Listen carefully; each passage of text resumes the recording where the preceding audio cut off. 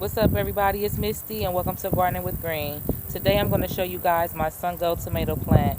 This actually has two plants growing inside of it.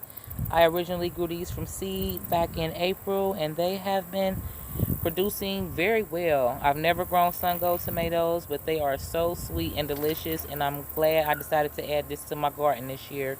Tomato plants, they pretty much germinate the same way. What in the world? Do you see this? Do you see this hornworm right here? Oh, buddy, you got to go. You got to go. I'm so glad that I saw that. Where did it go? There it is. Do you see that?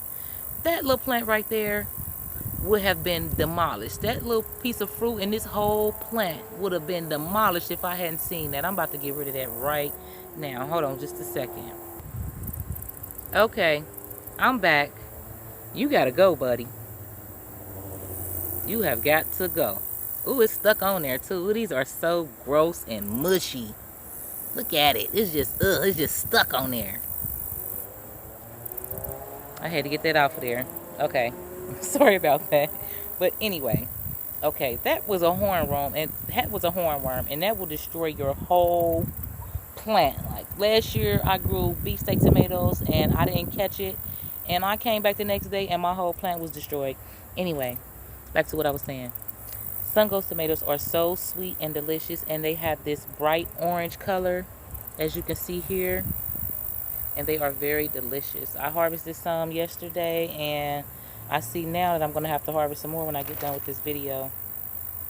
These are wind pollinated plants, and as you can see, the wind is doing its job. It's shaking the plants, giving it that vibration, and fruit will develop. They start out green, just like the regular tomato does, and it turns to this bright orange, and it gets real sweet. And it also gets like really dark red, like a dark reddish orange color if you leave it on the vine too long, like I did some of them yesterday, but they still are very sweet and delicious.